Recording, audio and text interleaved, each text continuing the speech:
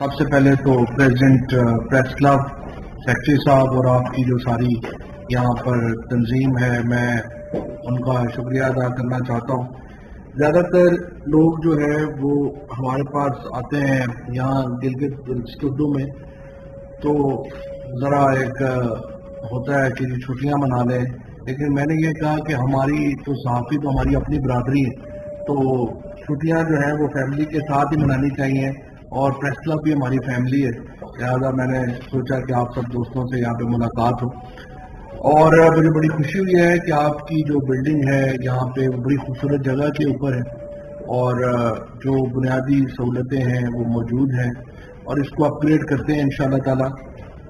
دو چیزیں میرے ذہن میں جو ہیں وہ فی الفور اس میں آتی ہیں۔ ایک تو انشاءاللہ جو آپ کی پریس کلب کی گرانٹ ہے اس سال کی، وہ اگلے ہم اسی مہینے میں 1 مہینے کے اندر انشاءاللہ آپ کو مل جائے گی، تو اس سے آپ کا ایک جو مطالبہ ہے وہ پورا ہو جائے گا۔ دوسرا، یہ جو آپ کا ہال ہے، یہ دیکھ کے مجھے خیال آ رہا ہے کہ ہمیں جو اپنی یونیورسٹی ہے بلتستان کی، ان کے ساتھ مل کے اس ہال کے اندر نوجوان صحافیوں کے لیے ڈیجیٹل ٹریننگ کی جو کلاسز ہیں وہ کرنی چاہیے، تاکہ ہمارے جو نوجوان اور جو سینئر بھی، صرف نوجوان نہیں، سینئر جو صحافی ہیں، نوجوان صحافی ہیں، آپ لوگوں کا جو بنیادی طور کے اوپر اسکولوں میں دیکھ رہا ہوں کہ ایک بہت زیادہ سیاح جو ہیں وہ آنا شروع ہو گئے ہیں، اور اب جب سے پی آئی اے نے اتنی فلائٹ شروع کر دی ہیں تو یہاں پر سیاحت کا جو شعبہ ہے بڑی تیزی سے ترقی کرے گا، لہٰذا آپ کو یہاں پہ ایک انوائرمنٹلسٹ جو ٹریننگ ہے صحافی کی وہ ہونا ضروری ہے، اور دنیا میں بھی اس وقت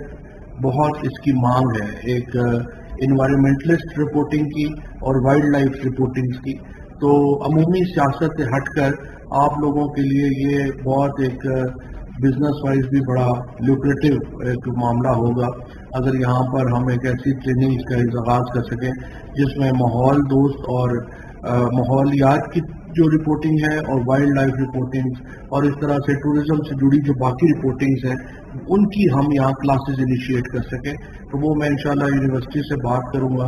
اور اس کو یہاں پر لے کر کے آتے ہیں۔ اس کے علاوہ بھی آپ کا یہاں پر جو بھی ہم انشاءاللہ ترقی کے لیے کر سکتے ہیں صحافیوں کے لیے، وہ پورے ملک میں بھی کر رہے ہیں، اور ہمارا جو یہ شمالی علاقہ جات ہیں ان کے لیے بھی ہم اس کو جو ہے وہ لے کر کے آئیں گے۔ جو اہم بات ہے وہ یہ ہے کہ پچھلے انفارچونیٹلی ایک بہت طویل اس ہفتے اس گورنمنٹ سے آتے ہی آپ کو معلوم ہے کہ جو گلگت بلتستان ترقیاتی پیکج دیا ہے جو تقریباً 300 ارب روپے سے بھی زیادہ کا ہے،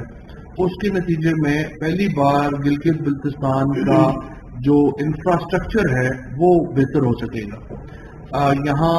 میری چیف منسٹر صاحب سے بھی بات ہوئی اور جو کمشنر صاحبان ہیں ان سے بھی بات ہوئی، انہوں نے مجھے بتایا کہ وہ آپ یہ کنسلٹنٹس ہائر کر رہے ہیں جو کہ سکردو کی اور جو گلگت کی اور باقی جو شگر ہے،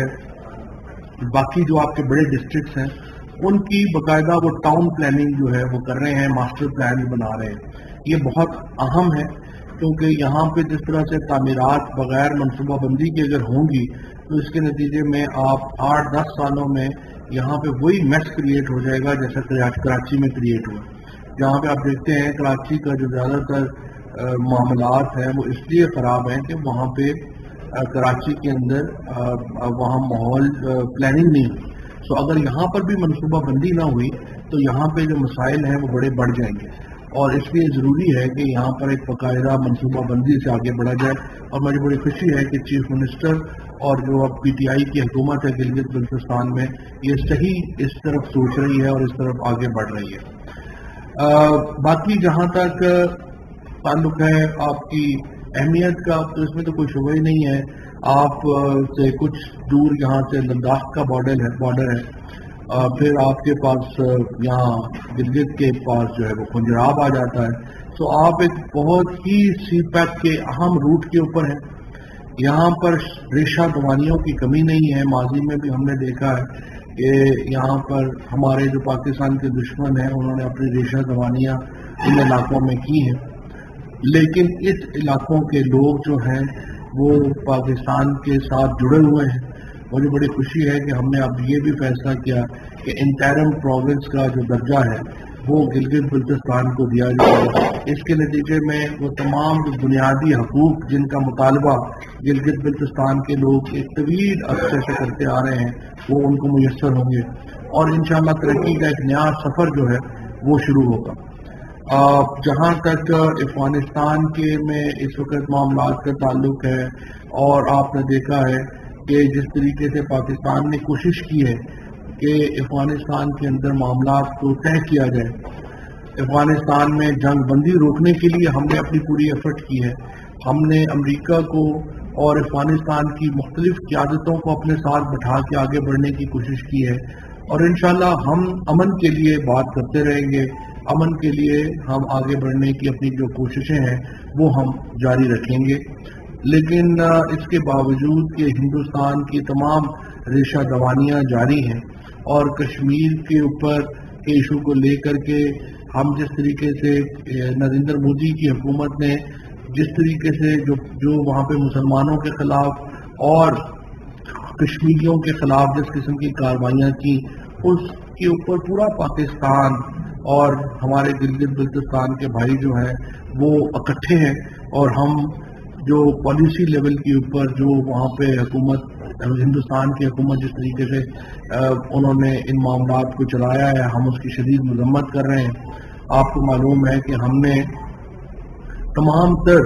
اپنے جو تعلقات ہیں تجارتی تعلقات ہیں وہ بھی ختم کیے ہندوستان سے اسی لیے کہ کشمیریوں کو لگے کہ ہم ان کے ساتھ کھڑے ہیں اور ہم نے اپنی اقتصادیات کی قربانی دی ہے.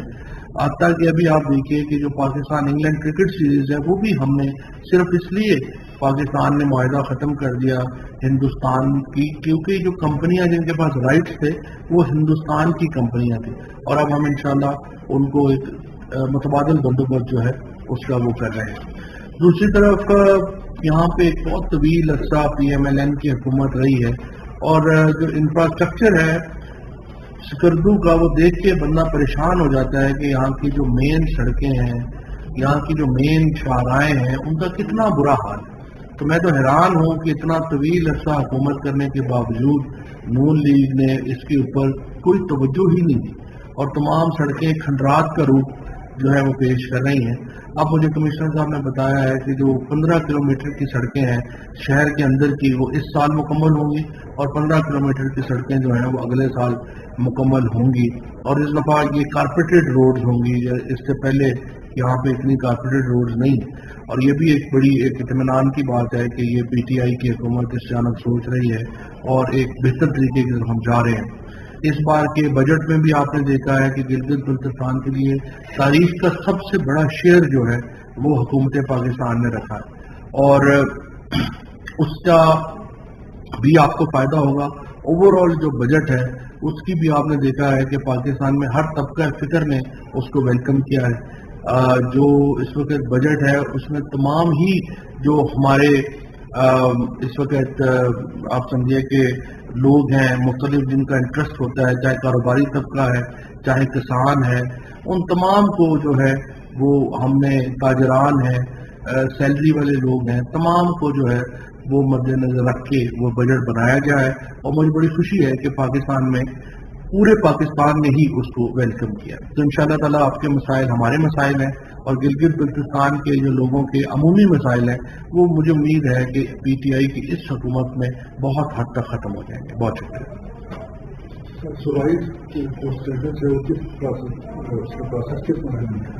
انٹرنل اسٹیٹس کی جو اس وقت قرارداد ہے یا جو آپ سمجھے لیجسلیشن ہے اس کے اوپر تیزی سے کام جاری ہے اور انشاءاللہ مجھے امید ہے کہ اس جانب ہم تیزی سے آگے بڑھیں گے. یہاں کے لوگوں کی ڈیمانڈ یہ رہی ہے جیسے آپ نے کہا کہ تجارتی حوالے سے تجارت کے حوالے سے یہ چیزیں پاکستان جو تعلق علاقہ ہے تو یہاں کے لوگوں کی طرف سے ڈیمانڈ رہی ہے بزنس کمیٹی کی طرف سے ڈیمانڈ رہی ہے کہ کرگل سکردو روڈ کو جو اوپن کیا جائے تو آپ کی گورنمنٹ کرگل سکردو روڈ کو اوپن کیا ہے اس کا مجھے پتہ نہیں ہے کہ وہ کیوں اوپن نہیں ہے کیا وجوہات ہے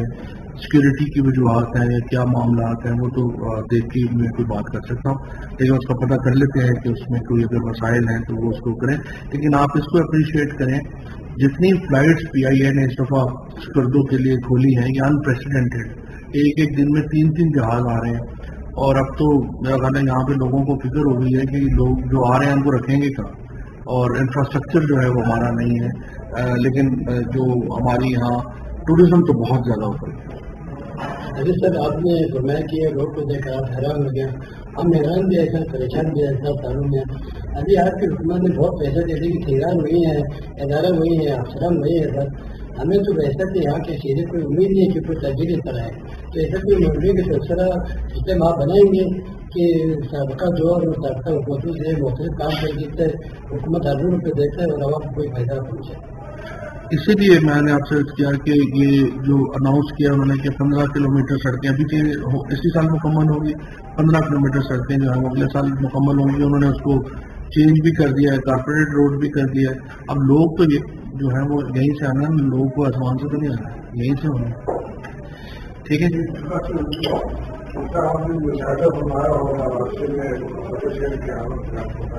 बहुत बुरी हालत है इस शहर की, आवाम बहुत कम है, ना सेहत की कोई सहूलत है, न बिजली है, न पानी है, इसके खंडार का नशा भी है, इसका कोई मालूम नहीं, कोई देखने वाला नहीं। हमारे वजीर नसीब जो है मदद नहीं, लेकिन आप बताइए ना 5 साल है आवाम से, आवाम आपसे रिक्वेस्ट करता है कि आप जाती तौर पर अपने इस निजाम को नहीं, ये जो निजाम दुरुस्त करने की बातें तो मैंने कर दी हैं, और मैंने आपको बता दिया है कि वज़ीर आज़म साहब ने इतना बड़ा पैकेज दिया है, वो सारी चीजें की। लेकिन सवाल ये पैदा होता है कि 5 साल जिनकी हुकूमत रही है यहाँ पे, वो उन्होंने क्यों नहीं किया, वो किधर थे, इतना पैसा आकर आया है वो किधर गया। तो 12, लेकिन अब तो इंशाल्लाह वज़ीर आज़म साहब ने इसको खुद ही नोटिस ले लिया, वो तो आगे कर ही मेरा एक तो ये कि आपकी पार्टी के तहरीक इंसाफ का जो मैं जो नारा था वो ये दो चीज़ों पर डिपेंड करता था। एक तो एहतसाब, तलाश तकरीर का एहतसाब होगा, दूसरा ये है कि नाइंसाफी किसी के साथ नहीं होगी। लेकिन 3 साल का अर्सा वफाक में गुजर चुका है, अभी तक जो करप्शन के जो बड़े बड़े केसेस हैं उनमें कोई नतीजा सामने नहीं आया, जिसकी वजह से लोगों में ये तासुरात हैं कि शायद पहले की तरह जो एहतसाब हो रहा है ये वक्त गुजारने की बात करें। दूसरा ये है कि भाई इंसाफ की जहाँ तक आप बात करते हैं तो बलूचिस्तान असेंबली के जो मेम्बरान हैं या गिलगित बल्तिस्तान के मेम्बरान हैं, उनको जो अपोजिशन मेम्बरान हैं उनको हुकूमती मेम्बरान के बराबर की तकसीम नहीं की जा रही। बलूचिस्तान में जो एहतजाज हो रहा है और गिलगित बल्तिस्तान के अपोजिशन ने भी कोर्ट में रिट किया है, इस सिलसिले में आप क्या कहें? देखिए, पहली बात तो ये है कि जो आपने एहतसाब की बात कही है, मुझे खुशी है कि आपने ये बात कही है, क्योंकि ज़्यादातर मीडिया तो अब ये कह रहा है कि एहतसाब की बात ही ना करें। लेकिन मुझे खुशी है कि आपने यहाँ पे बात की, क्योंकि आप आम आदमियों में से और आप आम आदमियों के एहतसाब जो है वो पहुँचाते हैं। हमारा एलीट मीडिया जो है उसको तो अभी एहसास ही नहीं है कि एहतसाब की डिमांड है लोगों में। देखिए, पहली बात ये है कि जो सबसे बड़ा केस था वो तो नवाज शरीफ का केस था, उसमें नवाज शरीफ साहब को सजा हो चुकी है। उसके बाद जो सबसे बड़ा केस था वो मरियम नवाज का था, मरियम नवाज को सजा हो चुकी है। उसके बाद शहबाज शरीफ का केस है, वो हम अब भी अदालत से कह रहे हैं कि उसको डे टू डे चलाया जाए और डे टू डे चला के उसका फैसला होना चाहिए। और जो इसके बाकी जो 4, 5, 7, 8, 10 केस हैं वो भी प्राइम मिनिस्टर साहब ने भी और हमने भी बात कही है और कहा है कि जी इन मुकदमात को अपने मंतकी इंजाम तक पहुंचाना चाहिए। नवाज शरीफ के केसेस तो उनमें फैसला हो चुका है, वो सजा हो चुकी है, वो मुल्क से फरार है, उनको वापस ला के सजा पूरी करानी है। हम तो उन्हें जेलों में रखना नहीं चाहते, हम तो चाहते हैं हमारे पैसे दे, उसके बाद चाहे जहाँ मर्जी है वो जाए। लेकिन अगर वो पैसे नहीं देना चाहते तो जेलें अपनी काटें। तो हमारी कोशिश यही है कि वो एहतसाब का अमल जो है वो मंतकी इंजाम तक पहुंचे। यहाँ तक आपने फंड्स की बात की है, देखिए मैं बड़ा समझता हूँ कि जब तक सूबाई हुकूमतें एक इंसाफ पर मबनी लोकल गवर्नमेंट सिस्टम नहीं लेके आएंगी, जब तक आप बराह रास्त इलेक्टेड डिस्ट्रिक्ट नाज़म आपके नहीं होंगे या डिस्ट्रिक्ट मेयर नहीं होंगे जिनके पास फंड्स सूबों से डायरेक्टली पहुंचे और वो उस जिले के लोगों की मर्जी से अपनी पॉलिसियां बनाएं, अब अगर स्कर्दू का सड़कें खराब हैं तो गिलगित में बैठ के इसको ठीक करना बड़ा मुश्किल है। लिहाजा मैं हर जगह पे ये जोर देता हूँ, वज़ीर-ए-आज़म साहब हर जगह पे ये जोर देते हैं कि आप जल्द अज जल्द मुकामी हुकूमतों का निज़ाम लेके आए। और मैं यहाँ पे भी चीफ मिनिस्टर साहब से भी ये दरख्वास्त करूंगा कि वो भी यहाँ पे मुकामी हुकूमतों का निज़ाम लेके आए, लोकल गवर्नमेंट्स का सिस्टम लेके आए और लोकल इलेक्शंस करवाएं, डायरेक्टली मेयर इलेक्ट हो, जिसके पास फंड्स आए और वो अपने काम करा सकें। सर, आप जब आईटी मिनिस्टर थे तो ये हुकूमत की ट्रांसपेरेंसी के ऊपर बहुत जोर रखते हैं, तो आपने एक जबरदस्त एक्सपोजर किया था कि इलेक्शन कमीशन को वोटिंग मशीन का जो कॉन्सेप्ट दिया है, तो क्या सर ये व्यू कर सकते हैं कि अभी जो बलदियाती इलेक्शन का जो है उसमें क्या इनका तजुर्बा हो जाएगा? इंशाल्लाह हम ईवीएम मशीन जो है वो सारी उनको हमने कर दी है, बल्कि मैं तो आपको कहूँगा कि हम आपको ईवीएम मशीन भेज देंगे। अपना अगला प्रेस क्लब का इलेक्शन, मगर आपका तो बड़ा छोटा प्रेस क्लब है, लेकिन यह है कि सारी जगहों के ऊपर जो प्रेस क्लब्स के इलेक्शन है, बार काउंसिल्स के इलेक्शन है, वो अब हम ईवीएम मशीन पे करा रहे हैं। तो इंशाल्लाह उससे पहले ये इलेक्ट्रॉनिक वोटिंग मशीन के ऊपर तमाम लोगों का कंसेंसस हो जाएगा। वफाकी वज़ीर इत्तलाआत चौधरी फवाद हुसैन स्कर्दू प्रेस क्लब में मीडिया से गुफ्तगू कर रहे थे।